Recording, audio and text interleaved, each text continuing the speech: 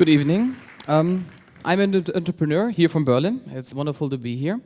And I'm a nerd. I love to build with computers and develop browser games as a kid. And so I became an entrepreneur, and by now I've been involved in over 35 companies as an investor, as a founder the last years.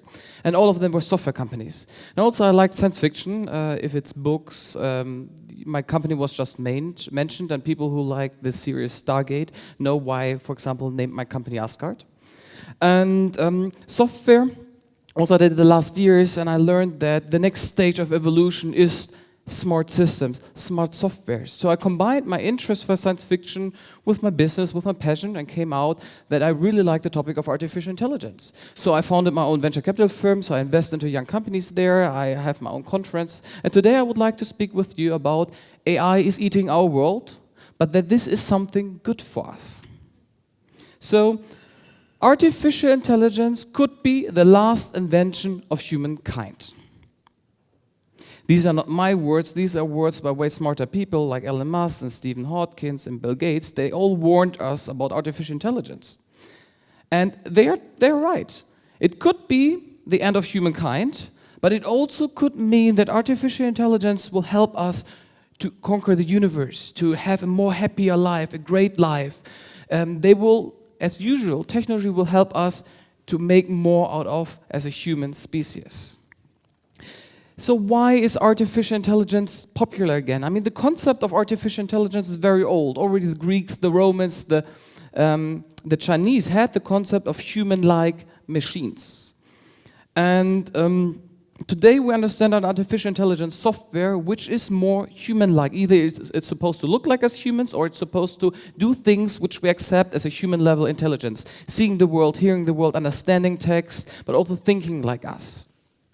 In the last 5 years, three factors came together which makes this topic again very interesting, why it is, especially in Hollywood, so popular. It is processing power, it is data, and it is machine learning. So we all know that computers used to fill a whole room like this one, and they were slow and not powerful. But thanks to Moore's law, which means, and it's valid for 50 years, that every 18 months computers get more powerful, they get more efficient, and they get cheaper. This is a curve that they get better every year. So today every one of you has a supercomputer in his pocket, in his smartphone. A computer way more powerful than anything you could imagine 10 years ago. And at the same time, we produce huge amount of data, and every year we produce more and more data. Whatever you do out there, it is tracked, it is measured. Whatever you do out there, where you eat, where you go, what you click, what you buy, it is stored somewhere. So today we live in a time where we have a lot of hugely powerful computers with a lot of processing powers and increasingly amount of data. And that is why Google, Amazon, Apple invest billions into artificial intelligence to make sense out of this data, to earn more money with it. But also because if you have more processing power, so like a bigger brain, and you have more data, so more information is together, you need intelligence to make sense of this. The third field which we have progress in is machine learning. And for machine learning, there are, let's say, three ways. The old system was expert-based. So you had a system where you program every rule there, and if the machine got A, it knew it had to do B. So it's a very logic-based system, but you had to program every result. The second way is what was common was typical machine learning, which means you have a problem and you look for the right algorithm to solve it. But we had breakthroughs a couple of years ago in the field what we call deep learning. And deep learning are neural nets and layers behind. So most of us are not technical, so let me explain this very easy. Deep learning is the idea of mimicking how the human brain works. So if you have 2 points and the machine is doing something right, the path between 2 points is getting strengthened. And if the machine is doing something wrong, the path between 2 points is getting weakened. It's very interesting to understand this because these machines now start to be a black box. Present-day machines are cognitive systems, so they gather their own data, they run simulations and math with this, and then instead of just proposing actions and we humans say do it or not, they are doing it on their own. So they execute their own actions. They measure the results, and then they optimize again on this. And they do this over and over and over again. And they don't need days or years for this. They need seconds. They can run 100,000 of simulations parallel within minutes, and they earn on each and learn and improve on each of them. And that's why they are a black box, because we don't know anymore what's happening inside. We know what what the input is, and we know the output, but we don't know how it happens itself.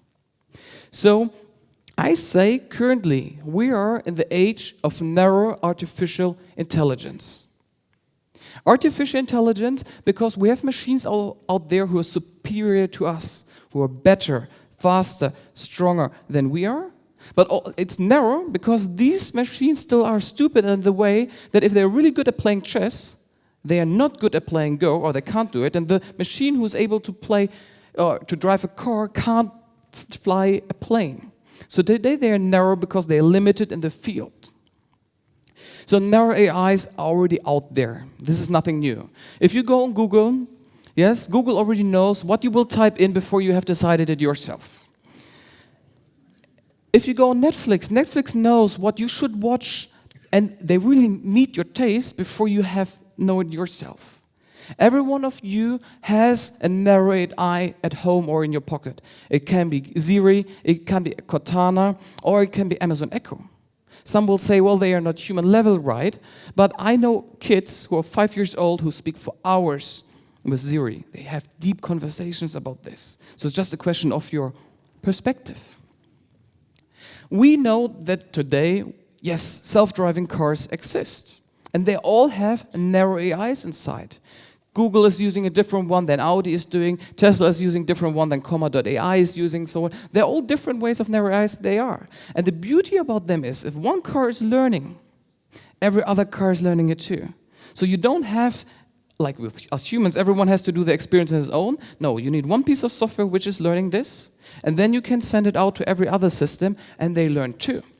So we speak about a certain form of swarm intelligence. We have self-driving trucks and we have self-driving drones. And this is why I say artificial intelligence is eating our world, because you can implement artificial intelligence in every piece of electronics. Wherever you have a CPU, so a microcomputer, mini computer in any forms, you can integrate AI into it.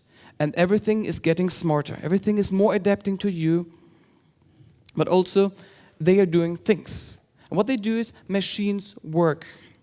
They work for us, and they always have done this. I mean, that's why we invent them. We have a history of inventing stuff because they are supposed to do things we don't like to do anymore. And these machines work out there for us every day for 24 hours, 365 days a year. They don't want a raise, they don't complain, they don't take a salary, yes, they don't get sick. They are always online, and also an advantage for them is the more you use them, the cheaper they get. The more experienced they are, the more affordable they are, the better they are. The more you train them, the more better you can use them. And throughout history we have this. We use machines to do the physical work which we don't like to do anymore. We use machines to do the boring work which we don't like to do. And we use machines to do the thinking work which we don't like to do. We use machines for the things we don't want to do. And why? Because they provide us with more Lebenszeit. Lifetime, time to live. If machines do all the work, we can be more ourselves. We have more time for our family, for our kids, for our hobbies, to read a book, to travel the world, to study forever if you want to. Right? To start a company, to do community work, to do something good, to be more human. So machines do all the work so we can be more human.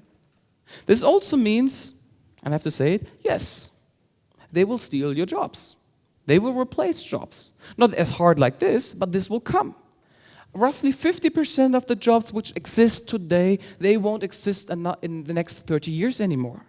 Kids which are born today, they are educated for jobs which don't exist when they finish high school.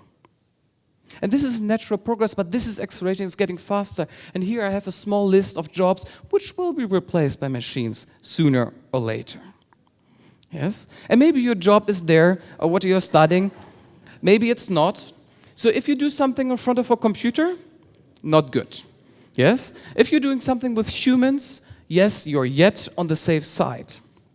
The good part is machines won't replace you as a person. It's more that you will use AI and machines to enhance yourself. You will use AI to get more productive in the things you do. You will use software, so the software is doing the boring, mundane stuff you don't like to do, and you have more time to make decisions, to meet people, to really use your brain the way you want to do it, and you don't have to do the boring stuff anymore.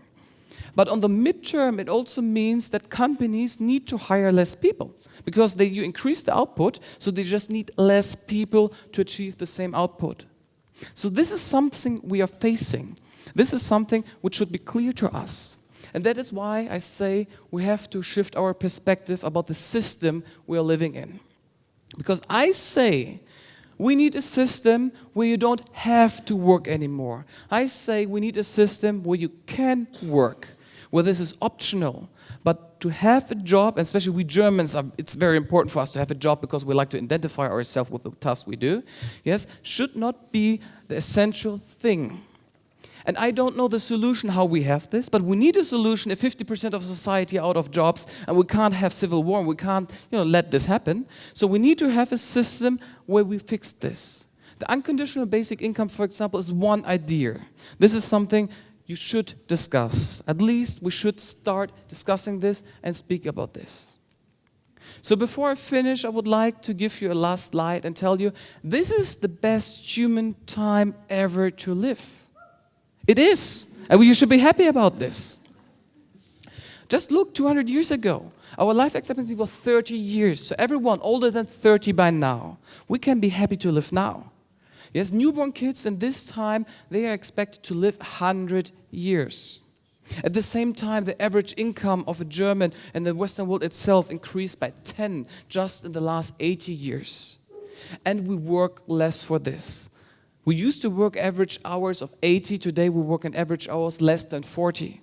So this means you're living longer, you have more money in your pocket, you can buy more things because everything is getting cheaper, and you're working less for this. So I say these are pretty amazing times we're living in. I say this is a great future which we are looking forward to because this is a trend. This is a curve which is going up. This won't stop. Sure, there will be a lot of new technologies. If we speak about VR, AR, nanorobotics, artificial general intelligence, super intelligence, so forth. And each of these technologies will bring us challenges and they will force us to adapt as a person and as a system. But each new technology will also bring opportunities. These opportunities will make you live longer, be wealthier, and be more happy. So this is the reason why I get up every morning. This is what I fight for. This is the future I wanted to present for you, and with you together, I want to make that we all try to make this world a little bit better too. Thank you.